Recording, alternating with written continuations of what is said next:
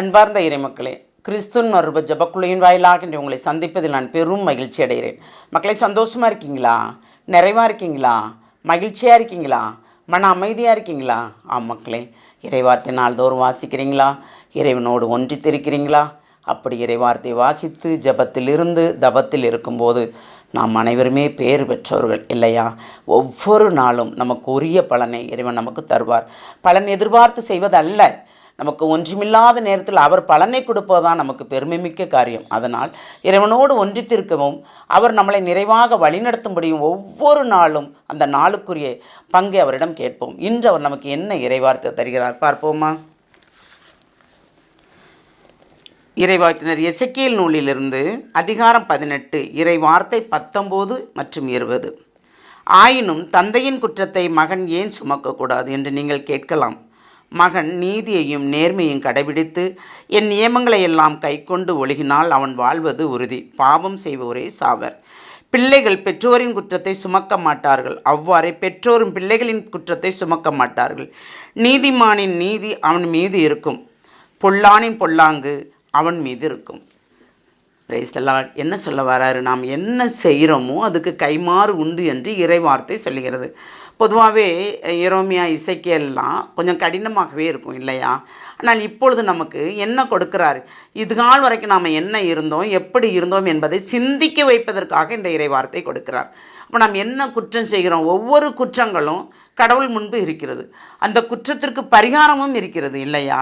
குற்றம் செய்வாதவர் யாருமே இல்லை. ஆமாம், ஏனென்றால் கோப தாபம் எரிச்சல் பிறரை குற்றப்படுத்துவது முறுமுறுப்பது எல்லாமே உண்டு. ஆனாலும் அதற்கு பரிகாரம் உண்டு.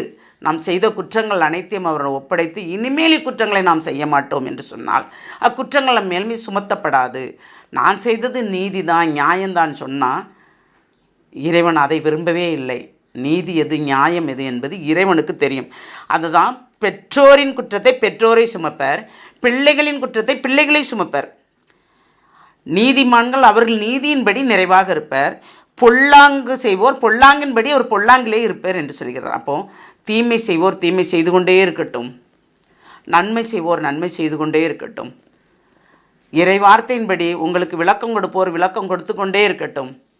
கேட்பதும் கேட்காததும் உங்கள் விருப்பம் இல்லையா? கொடுக்க சொல்வது அவருடைய சித்தம், அவருடைய விருப்பம். கொடுக்கும்போது செவியுள்ளவர்கள் கேட்கட்டும் என்று சொல்கிறார்.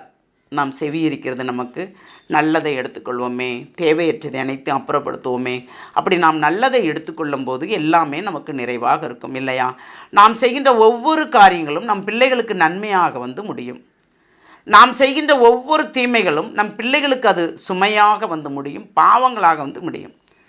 எதை செய்து நாம் நம் பிள்ளைகளுக்கு நன்மை செய்ய வேண்டும்? சிந்திப்போமா? அன்பின் பரலோக பிதாவே, நித்தமும் எங்களை காத்து வழி நடத்துபவர் நீர். எங்களுக்கு எது தேவை என்பது உமக்கு தெரியும் ஆண்டவரே. அந்த தேவையை அறிந்து நீர் எங்களுக்கு உடனுக்குடன் செய்து கொடுப்பவர் நீர். ஒவ்வொரு நாளும் எங்களை நீர் கண்ணுக்குள் வைத்து பாதுகாக்கிறீர். நாங்கள் நன்மையானதே செய்து நன்மையானதே தேடி நன்மையே பிறருக்கு பகிர்ந்தளிக்கும்படி நீர் எங்களுக்கு வரம் தர வேண்டும் என்று உம்மை இறைஞ்சு மன்றாடுகிறோம் எங்கள் ஜெபம் கேட்கும் நல்ல பிதாவே. ஆமேன், ஆமேன், ஆமேன்.